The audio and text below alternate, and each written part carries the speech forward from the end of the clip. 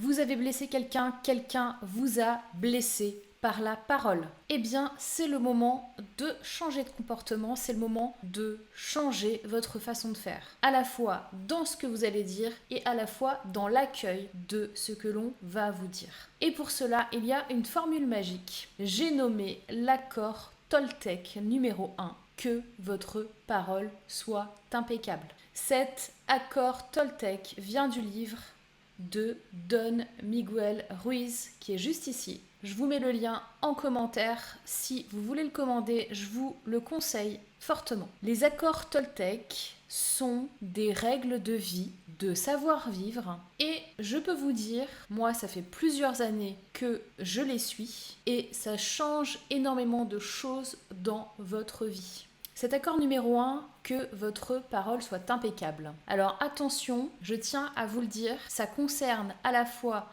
votre communication externe et votre communication interne. La parole et la pensée, la parole interne. Donc c'est à la fois ce que vous dites aux autres et ce que vous vous dites à vous-même. Il faut bien que vous compreniez ces deux facettes de votre parole doit être impeccable. Les mots sont des énergies puissantes. Il y a plein d'exemples pour illustrer ce propos-là. On le voit en hypnose, on accède à l'inconscient, on peut modifier des états de conscience, on peut modifier des comportements, les répétitions, les mantras, les croyances, tout ça, ce sont des paroles. Donc pensez toujours à faire très attention à ce que vous dites et à ce que vous pensez. Demandez-vous si les paroles que vous allez livrer sont là pour juger, si elles sont là pour critiquer, si elles sont là pour agresser, que ce soit vous ou quelqu'un d'autre. Don Miguel Ruiz parle de poison émotionnel. Ces mots-là peuvent agir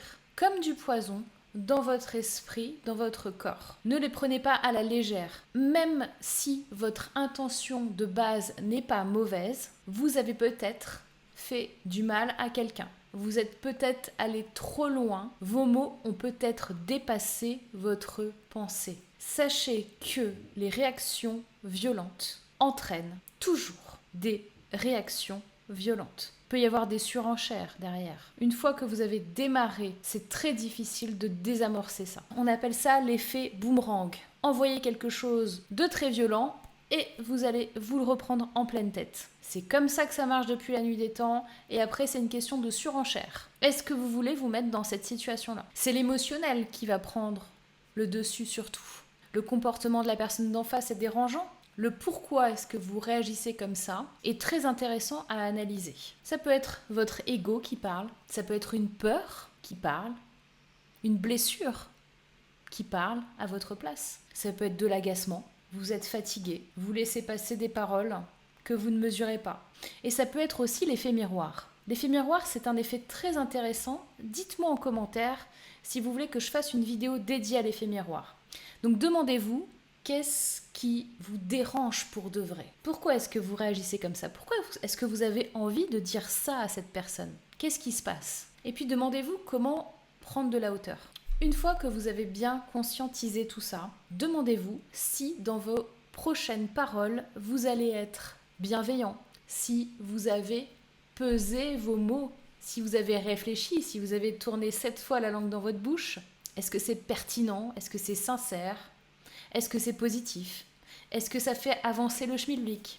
Qu'est-ce qui va se passer une fois que vous aurez dit ça ? C'est bien, c'est pas bien, c'est quoi l'effet attendu ? Comment vous voulez que réagisse l'autre personne à qui vous êtes en train de dire ça ? Comment vous auriez réagi à sa place si on vous disait ça à vous ? Moi, j'ai une règle très claire. Ne fais pas aux autres ce que tu ne voudrais pas que l'on te fasse. Ne dis pas aux autres ce que tu ne voudrais pas que l'on te dise. Est-ce que vous auriez aimé être traité ainsi ? Est-ce que si vous vous mettez à la place de la personne, que vous remettez le contexte, que vous remettez le vécu, l'expérience, est-ce que vous auriez dû dire ça comme ça ? Vraiment. Il y a une petite histoire, je ne sais pas si vous la connaissez, sur les 3 tamis de Socrate.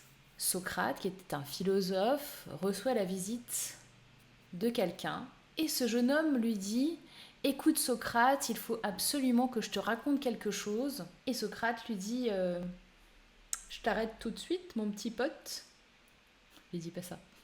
Il lui dit « Je t'arrête tout de suite. As-tu songé à passer tout ce que tu vas me dire aux 3 tamis? Le jeune homme lui dit non, je ne sais pas ce que c'est. Donc Socrate dit attends. Alors déjà, premièrement, est-ce que ce que tu as à me raconter, c'est vrai?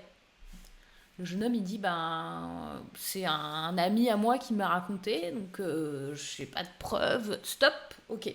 Bon, admettons, c'est pas vrai. On va le faire passer au travers du tamis, deuxième tamis, qui est le tamis de la bonté. Est-ce que ce que tu as à me raconter, c'est quelque chose de bon? Le jeune homme, il dit non, pas du tout. Au contraire, c'est pas du tout bon ce que j'ai à te raconter. Ok, stop. Donc Socrate dit, il reste encore le troisième tamis. Est-ce que ce que tu as à me dire, c'est utile? Non, pas vraiment. Ok. Socrate conclut en disant n'en parlons plus. Si ce que tu as à me dire n'est ni vrai, ni bon, ni utile, je préfère ne pas le savoir et toi, tu ferais mieux de l'oublier. Alors si on part sur la philosophie, je peux vous donner une dissertation, vous avez 4 heures, et avec tout ce que je viens de vous dire sur cet accord Toltec, est-ce que vous pouvez me dire si on peut parler de tout? Est-ce que on peut tout dire? Moi, je suis à 100% pour la liberté d'expression. Je pense que l'on peut mettre des formes dans ce que l'on dit. Je pense que on peut réfléchir un petit peu à ses intentions. Je pense qu'on peut essayer d'être bienveillant lorsque l'on communique avec les autres, que l'on peut utiliser la communication non violente, que l'on peut faire preuve peut-être d'un peu plus d'empathie pour essayer de mieux comprendre l'autre. Et surtout, mais ce sera peut-être l'objet d'une prochaine vidéo, on peut aussi peut-être utiliser le pardon lorsque les situations sont allées trop loin et lorsque la communication a été très difficile. Utilisez peut-être la carte du pardon pour faire du bien à tout le monde.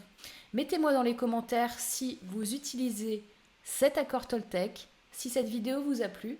Et on verra très très bientôt l'accord Toltec numéro 2. Pensez à vous abonner et liker cette vidéo. À très bientôt.